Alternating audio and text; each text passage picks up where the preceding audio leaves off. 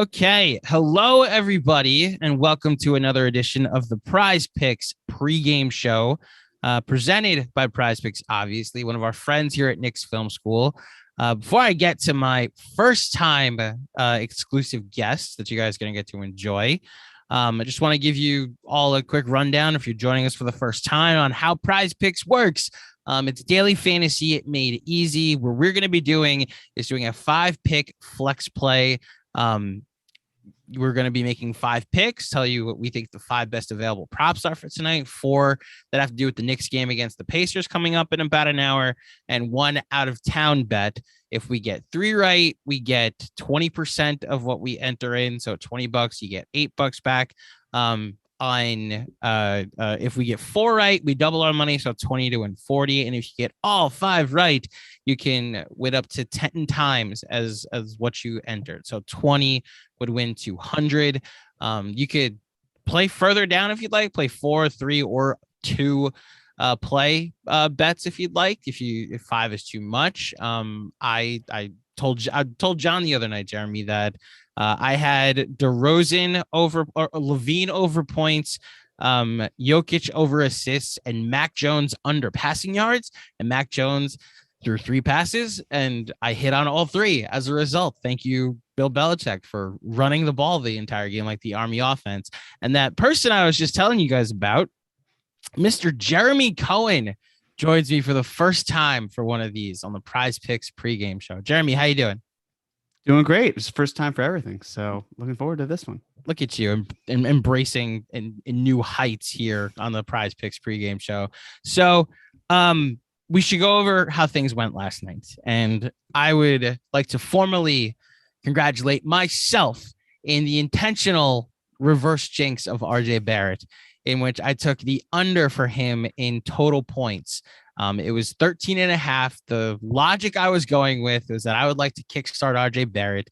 The full slate in what I went with was RJ Barrett under 13.5. Point over 7.5 assists. He had 7 because of course he did. Evan Fournier to make 2 threes. Now, the way it works, Jeremy, if you hit the number, you push.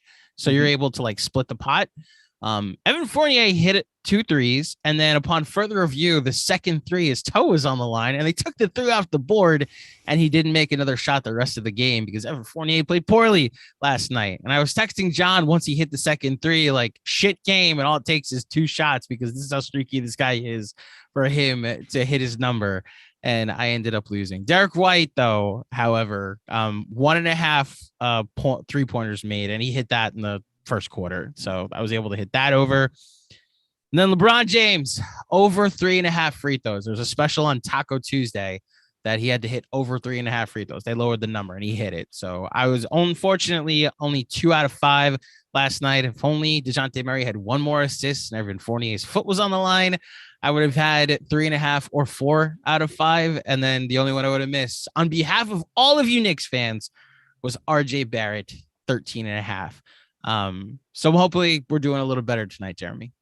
That would be good. Now, Andrew, as I am signing up for the first time, and maybe the other people out there, is there a promo code that we should be using? I'm glad you asked. If you use promo code Film School, you get an instant match on your first deposit up to $100. So, Jeremy, if you put $100 down now, you get an instant match of $100, which means you'll start with $200 to play with. So yeah, that is it. Promo code Film School for all your instant first match on your instant match on your first deposit. There you go. Should we go through the lines for tonight? Sure. I'm making an account. You're making an account as we go. Let me get the first one out the way. And you're welcome, everybody. We will keep going with this bit until it ends. It's also still the math is on my side. In 13 of RJ Barrett's last 15 games, he's hit the under on his point total. I loved what I saw in San Antonio last night. Do it again and defy me in the process. The line's now up to 16.5. So I'm actually liking the fact that I get 3 extra points tonight. But I'm also hoping RJ Barrett decides like I should go screw myself and decides to get over 16.5 points. I'm going under 16.5 points for RJ Barrett. You're welcome, everybody, in advance. Okay, Julius Randle. So the available props for Julius, 21.5 points, 9 rebounds, 5.5 assists, and 3 free throws. Anything in particular that stands out to you from what I just said? For Julius Randle? Yeah. Trying to think. I mean, Indiana, fascinating team, obviously in the news, but I'm trying to think in terms of being matched up. You know, he was kind of passive last game. So he looked to be more aggressive. Is Obi playing more because of a back-to-back where he didn't get a lot of time? Last time we did a back-to-back, didn't really see much Obi in the second game, or at least not as much as one would have thought. So the line you said was it free throws or? So it's 4 different lines. So 21.5 points, 9 rebounds, 5.5 assists, or 3 free throws made. Now I should say we can only pick one prop per player. You can't just like pick all Steph Curry or all Jokic because you think they're going to destroy somebody tonight. You can only pick one of their props per flex play. So we can only pick one of these lines that we like from Julius. So I feel like I'm obligated to say that when it comes to betting, I'm not good. Period. Okay. So if people want to use what I say and then we're fading Jeremy on here. By all means, you can do that. Rebounding, I feel like, is a big thing where Julius can kind of come in handy here. You know, it depends on who's matching up with him, but Miles Turner, we'll talk about him, but in another pod, but at least for tonight, in terms of defending the offensive boards, he's not great at it. It depends, obviously, who he's matched up with. Maybe Sabonis is charged with guarding Julius. So I think rebounds might be something to at least look for, but otherwise, yeah, you know, that kind of says something to me at least. Okay. Can I give you my most intriguing bet tonight? Please do. So Julius Randle, since the switch to the starting rotation of Alec Burks in there full time. Now I'm not including the Hawks game, which technically is part of this, but since then where he's been primarily running the offense and actually looking for guys and doing the passing that we saw last season, he's had 8 assists, 6 assists, 8 assists, 7 assists. So in the last 4 games, he's hit the over all 4 times. I think this is a trend we should ride until it goes away. So Randle over 5.5 assists is the number that I'm looking at. The free throws, I mean, he only went 2 of 2 from the line last night. In his last 5 games, he's hit under 3 free throws, which is the line. So I think the safest number here is Julius over 5.5 assists. What do you think? I think it's a good one. Certainly, you know, especially if RJ is able to kind of feed off of what he did last night. You know, we'll see. Obviously, the last night, as great as it was unfortunately not the norm. Hopefully, it can continue to be the norm.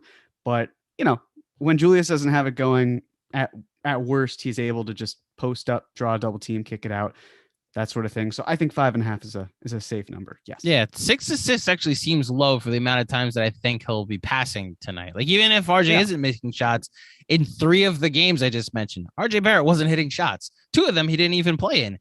So I think you can count on a trend continuing is the direction I'm going with this. So we have 2. The next one I want to go to is Domantas Sabonis. So the lines available for Sabonis tonight: 16.5 points, 11.5 rebounds, 4.5 assists. So Domantas Sabonis in his last 9 games has at least 10 rebounds. 4 games ago, he had 25. 2 games ago, he had 16. The Knicks, Nerlens Noel is currently a game time decision, which means we might get Taj tonight. If the Knicks do go small tonight, we may be looking at some Obi and Randle lineups together. I believe, correct me if I'm misremembering, when they beat the Pacers at the Garden, the way they did it is with an Obi Randle lineup down the stretch. Does that sound right? I think it does. Yeah, I'm pretty sure they went smaller that game. Okay. And it paid off. Point being that in that game, Sabonis had 15 rebounds. The only thing giving me pause about taking him over 11.5 rebounds is that the other time that he played the Knicks this year, he had 7 in one of his worst games of the year, 10 points, 7 rebounds. He was in foul trouble most of the game and he had a ton of turnovers, but the Knicks have a knack, whether it be Clint Capella or Andre Drummond or Dwight Howard. That one game, they have a knack for giving up a ton of rebounds to the opponent. DeAndre Ayton is another example of that. I know the number's really high. Sabonis gets a lot of rebounds, so I like over 11.5. What about you? It really all depends on how much Randle and Obi play together. When Randle and Obi are playing together, they are one of the worst lineups in the NBA in terms of defending offensive boards. So if that's the case, Sabonis could very easily clean up. Also have to consider the fact that Miles Turner, if the Knicks are going to continue letting him have the green light from deep, makes sense that Sabonis might be playing more in, collecting more boards. So, Noel being a maybe certainly throws a bit of a wrench into things. Would it matter if Noel even plays? Like, would that change anything for you? Because if the version of Noel that we've seen the last couple of days plays, that's almost even more of a reason why I think Sabonis will be able to get every board that he wants. I think at least, Noel's hands on defense are good because he just kind of swats and doesn't have to physically grab a ball, tip outs and everything. I think it changes the conversation a bit just because of how bad the Knicks are in terms of the rebounding issue when it's Obi and Randle. Doesn't mean you shouldn't play them in general, Tibbs, but together. But if we're talking purely about this betting wise, it could be a little tricky. So I think it would actually make a difference if Noel's in there, just because he can, he's like a ragdoll sometimes, but he can at least do something to help with the defensive boards. Do you like him in points, maybe 16.5 points? For Sabonis? Yeah, I think maybe.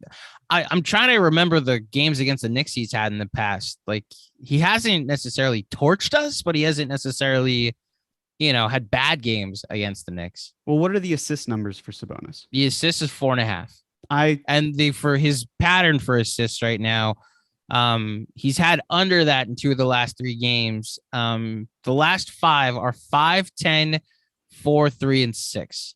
So he's coming off a 30, 10, and 6 game 2 days ago against the Wizards. And do we know what his assist numbers were in the games that he played the Knicks? In the 2 games he played the Knicks, Domantas Sabonis, let me find it, had 3 assists. He had 10, 7, and 3. And at the Garden, he had 21, 15, and 3. So both times he hit under. So look, the unders for assists are so tough for me because you're doing what you'd normally be doing with the Knicks, is hoping that the other team misses shots. So I just don't know if I can count on that with what I've seen from the Knicks and how many open looks they like to give up sometimes. I'm much more comfortable counting on the over in this sense. Sabonis over rebounds is the best Sabonis bet I can think of right now of the available lines that I see. Yeah. Now that you mentioned what his assists are, and considering what we were talking about with Obi and whatnot, I think that's a safe number as well. So, Spencer Amer in the chat says under points, under rebounds, over assists, under free throws. So he completely disagrees with everything that he says. But thank you again, Spencer. That's probably the right decision. Then you know what? Fade Jeremy and fade me. That might actually be the better play. So Miles Turner, a guy that I imagine a much deeper conversation will be had about him in a couple days. His lines across the board are 11.5 points, 7.5 rebounds. And then my favorite of the night, 1.5 3-pointers made. So you seem to remember a game where he played the Knicks and hit 7 3-pointers, Jeremy. The other time he played the Knicks, he only hit 1. So, hit a very over on one, hit a very under on the other.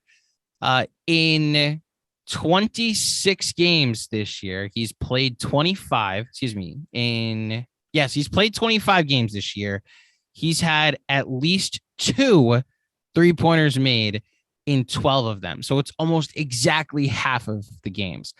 We seem to, and this is something John pointed out last night with Derek White. How many times does a guy that is struggling from 3 just decide, I'm going to come in here, play the Knicks, hit 5 threes? Ricky Rubio, Derek White, the guy that came off the bench in the Nuggets game. We can count on this. So we're literally asking Miles Turner to hit 2 3-pointers tonight. What do you think? I think that's safe, especially based on the fact that the game plan both times was by Tibbs, let Turner shoot it. Mm-hmm. I think another important thing to consider here is if you go back and look at the game against the Bulls, where if Mitch is, kind of marking up with Vucevic, there are some times where, Vuce has the green light because the Knicks are letting him. And there are others where Mitch is just slow to react and he's not contesting it like he maybe should. Mm-hmm. And so in that case, it's like, all right, if Miles Turner is taking, let's say, 6 threes tonight, do we count on the guy who's shooting very well from deep to go 33% on the night? I kind of am. Yeah, I think that's doable. He was a non-factor, I believe, in the last game. I think he only scored 2 points. And then You're talking about Turner? Mm-hmm. Not against the Knicks. In the last game. He's been very good otherwise. So in his last 5 games, I got to resort it. Hold on. Yeah, he had 5 points in the last game against Washington. That was, again, the Sabonis game where he had 30 and 15. I like 2 threes. The 2 games before that, where he had an off game against the Wizards, like you said. The 2 games before that, he had 3, and he had 3 3-pointers made each game. The Knicks are going to leave him open. He's going to have the chance to take at least 6 threes tonight. I see him making at least 2. Agreed. That's okay. We're in agreement there. Yeah. All right. So we've got 4 Knicks props so far. For anybody that doesn't want to take RJ under in points and maybe also doesn't want to take the over because they want to see more consistency from him yet, I'm going to throw a couple more at you, Jeremy. So first of all, Evan Fournier, I'm never betting on him again. That is just a rule I'm going with from now on. Every single time I've thought, okay, he's got a streak going. He goes 1 of 17. Every time I think, stay away from him. He goes 6 of 7 from 3 in like 1 minute of gameplay. So I'm tapping out of the Evan Fournier experience. I'm done. The Knicks may tap out of the Evan Fournier experience in the not too distant future. I am moving on from this player going forward. Thank you, Evan Fournier, for an eventful couple weeks on Prize Picks. Alec Burks. So there's a couple of lines here. 15.5 points. 15.5 points, 4.5 rebounds, 2.5 assists. Now, Alec Burks this season, the last 5 games in which he's been in the starting lineup, has had 23, 25, 16, 11, and 18. Am I crazy to say 15.5 points seems like a safe bet? I don't think you're crazy. Okay. In which case, you're probably crazy, but I'm probably crazy in that case. Yeah. Again, like he's been a scoring engine. The pull-up ability has been there. He's not really a half-court provider, but it works because the Knicks have enough playmaking going on that they can squeeze him in there and things go fine. So if he's scoring, if he's driving, I mean, pull up threes, as I just said, that's something that I think is important to consider. And, if the matchup is Brogdon, he's a good defender, but at least maybe free Burks from him a little bit more. Some nice cutting action. I think it could work. I think also the ability, some sort of catch and shoot opportunity when Julius goes into that double, kicks it out. So I would take the over. Yeah, I like that over too. I already have a full list. So I'll tell you my out of town bet in a second. Of the available Alec Burks bets, 15.5 points is the only one I would remotely touch. What was the assist numbers? For this one, the line? 2.5. Let me look real quick. He had 5 last game. He's had okay. In 4 of the last 5 games that he's been in, the 4 of the 5 games he's been the starting. See, this is the thing about Alec Burks that I'm now looking at is his minutes. Other than the Denver game where he only played 27 points, he's played at least 36 minutes. He played 39, 39, 43, and 36. So there's going to be opportunities for him to get a bunch of assists if guys are hitting shots. And in the man, you might have just turned me because it's 2.5 is the line, and it's 3, 5, 3, and 5 are his assist totals for the last 5 games, excluding the Denver game. So if guys are hitting shots tonight, Julius and that's the thing that's making me stay away is that Julius and Alec Burks, to have both of them in there, you're counting on a lot of passing tonight. The Knicks have been hit or miss, quite literally all season, hit or miss on whether they're going to be passing the ball a lot. I'm talking my way through it that I just think I'd personally stay away from Alec Burks tonight. But of those, 2.5 assists is now extremely enticing. Well, here's the thing. There's my word vomit. Right? Yeah. It takes two to tango, which is the unfortunate thing, because with points and rebounds, just that one player, they can score. I mean, sure, you're dependent on your teammates and the opposition as well. But it's like, okay, I pass you the ball. You got to make this in order for me to be compensated. I think it can happen. But again, we saw the Knicks connecting really nicely last night from the floor. It really hasn't been, it's been a while since we've seen them do it repeatedly. So maybe it happens. But if you're the type who just is like, all right, I know Alec Burks can cook and do his thing and get out of the kitchen, as opposed to like being a sous chef, talking with the chefs that work with him, like that sort of thing, and needing their cooperation, then you may want to stay away from that. So I think I would stick with points. I think I would too. Assists are like receptions in football. Like, you may give a bunch of targets, but if the pass is wild, then it's not going to matter. But three, three is low. That's the only thing. That's the biggest thing I'm looking at, is you're literally asking him to pass to RJ once, Julius once, Fournier once, and Quickly once. And there, he's got 4. Like, make 3 of those 4. And okay, so I think we've given you guys enough advice on whether or not to take Alec Burks. It's in your hands now. Don't, people in the chat, don't worry, Lunas. RJ under has already been selected. The only other one I'll say before we get out of here. So Malcolm Brogdon, his line for free throws is 4.5. In each of his last 4 games, he's made at least 5 free throws.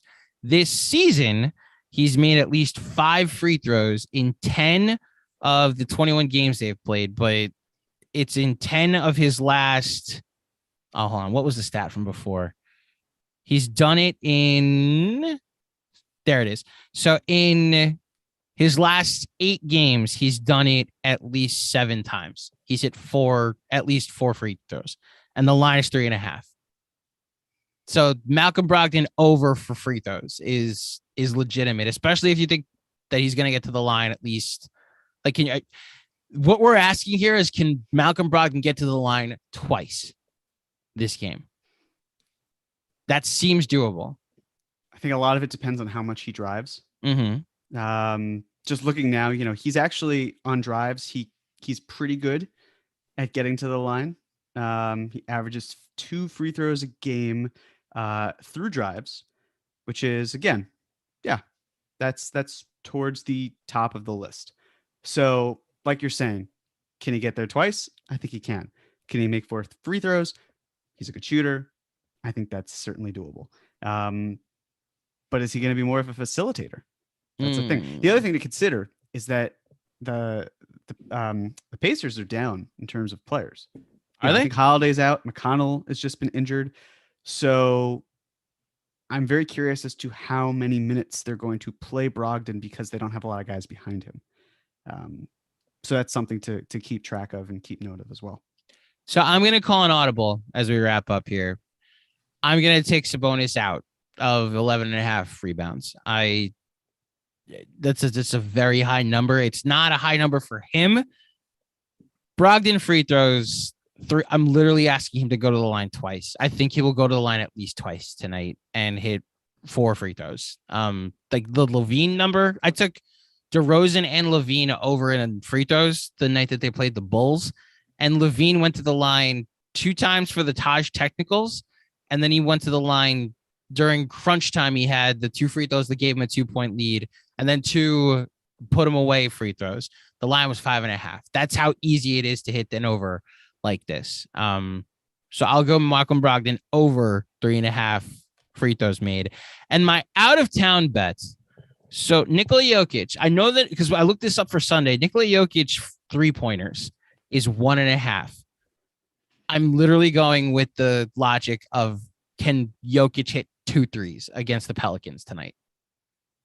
That is my thought on Jokic. I know it's like he had 3 against the Knicks, and it was like that was easy because the Knicks leave a ton of open threes. It's either Jokic 1.5. I like to look at the 3-point numbers because some of them are like so enticing. Like Evan Mobley is 0.5. Can he hit 1 3 tonight? Giannis is 1. So to actually win, you have to hit 2 threes from Giannis, which I'm staying away from. But I'm going Giannis. I'm going Jokic over 1.5 threes. Do you see anything that entices you more? I'm just curious because you have it in front of you. I was not able, just everything going on to that's set fine. it up. Valanciunas' threes. What is that? Do they have a line for Valanciunas? They do not. They don't have a Valanciunas line. Because I was going to say, it would be certainly higher. So let me throw a couple at you. Tatum, 2.5. Mm-hmm. Do you like it? Let me see. All right. Let me just see who each team is playing. I'll give you. Like Tatum's playing the Clippers. Okay. 2.5. Yeah. Yeah, I think he can do that. I mean, Steph against anybody, it's 6. That's where Steph Curry's at right now. You've got to hit 7 threes for you to win money. So, all right, here's the thing about Steph that I've been trying to figure out as well. Okay. He's coming to the Garden in 4 games. Yes. The game before is a Pacers game. Mm-hmm. It's the day before. And I think he could sit out that game because I think he wants to break Ray Allen's record at MSG. And maybe I'm selfishly saying that because I will be at that. You'll be there. I hope we'll have okay. But so he's 17, I think, away from breaking it, which means that he's probably going to put more pressure on getting threes this game and the next game, because then he can sit out the first game of a back-to-back to then play at MSG. So, and when looking at some of his last games, and he was hitting 6-7 threes. So it's the sort of thing where it's Steph Curry. You could set the line at 12 and I'd probably be like, yeah, he could make it. So if you said 6.5. Yeah, it's 6 total. So he's got to hit 7 for you to actually win and not push. Now, here's the one risk. They're playing a very bad Blazers team that does not have Dame, does not have CJ. The Blazers are, I think, 1-10 on the road, 1-11, something egregious. Okay. So if there's a blowout, does Steph play 4 quarters? Maybe he only plays 3. Gives him time to rest. So then you think maybe it's under. Because if he's not going to play as much, this is the risk. This is fun stuff. So I like you talking under. through it. Okay. So I'm actually going to go under this one. I think he'll, 5 or 6 is where he'll be. And then Portland won't be able to keep it competitive and he'll sit on the bench for a bit. Look, by common sense math, 6 3-pointers made should not be anybody's number. The problem is this is Steph Curry. Is like, he's not human. He's not. All common sense math in gambling analytics go out the window because I'm not, because it's Steph. And the flip side, he makes it in his sleep. If Portland is so bad that their 3-point defense is just in shambles, Steph could have a field day, and that's why he's not sitting. That's why he's not playing in the fourth quarter, because he's been able to just destroy Portland from behind the line. So you never know. I'm going to go with under, but again, you can fade me if you want. I almost want to fade you now because. All right, how about this? We'll have a little fun tonight. I'll take Steph over 3s. And we'll fade you on that, and this way everybody can fade me on RJ. Man, this is just bad gambling. Hold on. All right. In my life, I just call that gambling. Tell me about it. Okay, I'm sticking with my gut of Jokic needs to make 2 threes tonight, and I'm locking it in. Okay. So our 5-pick flex play officially for tonight, for those of you that haven't been here the whole time, our 5-pick flex play for tonight: RJ Barrett under 16.5 points, Julius Randle over 5.5 assists, Miles Turner over 1.5 3-pointers made, Malcolm Brogdon over 3.5 free throws made, and Nikola Jokic over 1.5 3-pointers made. Putting down 20, chance to win 100. You get all 5 right, you win 10 times your deposit. If you get 4 right, you get double your money and you get 20% back on your VIG. If you get 3 out of 5 correct, play along. Let us know what your bets were for tonight by screenshotting it and sending it to us on the tweet that I'm about to send out with all of this information. Jeremy, any other thoughts about the Knicks Pacers game before we get out of here? Yeah, I'll just say if Miles Turner plays great, don't let it affect your thoughts from beforehand. If Miles Turner plays terribly, don't let it affect your thoughts beforehand. Always thinking about the bigger picture. And you've got your cap or no cap on, Jeremy. I see what you're doing there. You know me, always thinking. As always. Thank you, Jeremy, for joining me. Thank you all, everybody who tuned in live on the chat. Look, overratedness, yes, I bet the under. Lewiness, yes, I bet the under. Dean Bushell. I always thought your last name was Bushnell, but I guess I got that wrong. Dean, our friend from over in Australia. I don't know how private this is, but I would just say congratulations. And I won't say anything else. If you would like to share with people, you can, but congratulations. So everybody that joined us, it's watching live. Thank you as always. Thank you to our friends over at PrizePicks. Again, head on over to prizepicks.com and use promo code Film School. You get a 100% instant match on your first deposit up to $100. And